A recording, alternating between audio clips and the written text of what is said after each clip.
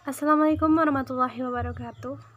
Saya Putri May Andaleni, NIM 2104219, jurusan Ilmu Administrasi Negara, Fakultas Ilmu Sosial, Universitas Negeri Padang.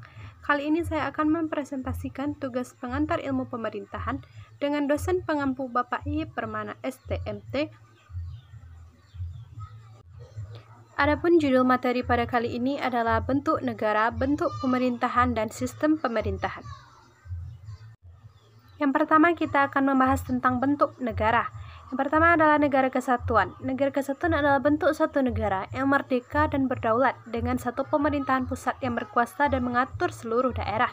Yang kedua adalah negara serikat. Negara serikat atau federasi merupakan bentuk negara gabungan yang terdiri dari beberapa negara bagian dari sebuah negara serikat. Pada mulanya negara-negara bagian tersebut merupakan negara yang merdeka, berdaulat dan berdiri sendiri. Setelah menggabungkan dan negara serikat, dengan sendirinya negara tersebut melepaskan sebagian dari kekuasaannya dan menyerahkannya kepada negara serikat. Selanjutnya yaitu beberapa bentuk pemerintahan yang ada di dunia. Pertama, monarki. Monarki atau kerajaan termasuk bentuk pemerintahan tertua di dunia. Negara dipimpin oleh raja, kaisar, syekh atau ratu yang berganti secara turun-temurun dan berlangsung seumur hidup. Yang kedua, tirani.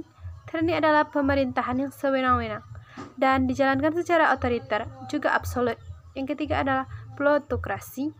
Pemerintahan diatur oleh konglomerat yang tercipta akibat kondisi yang ekstrim. Yang keempat yaitu aristokrasi. Pada bentuk pemerintahan aristokrasi, kekuasaan dipegang oleh beberapa orang yang dianggap mempunyai peran utama dalam negara, misalnya cendekiawan. Yang kelima adalah oligarki. Hampir sama dengan aristokrasi, oligarki dijalankan oleh beberapa orang yang memegang kekuasaan.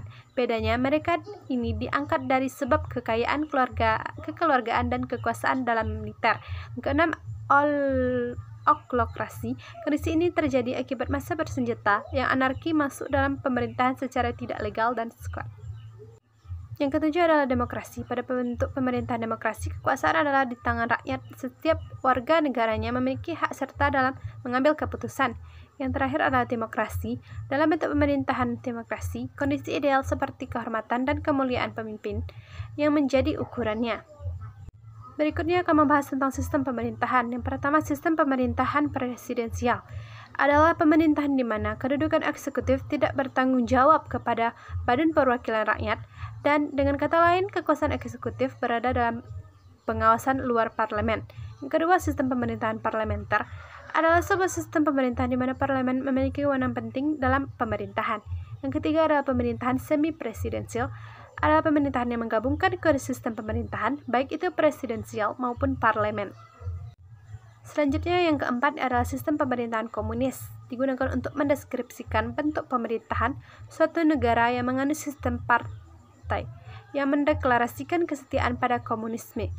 Yang kelima adalah sistem pemerintahan demokrasi liberal, adalah sistem pemerintahan yang menganut kebebasan individu.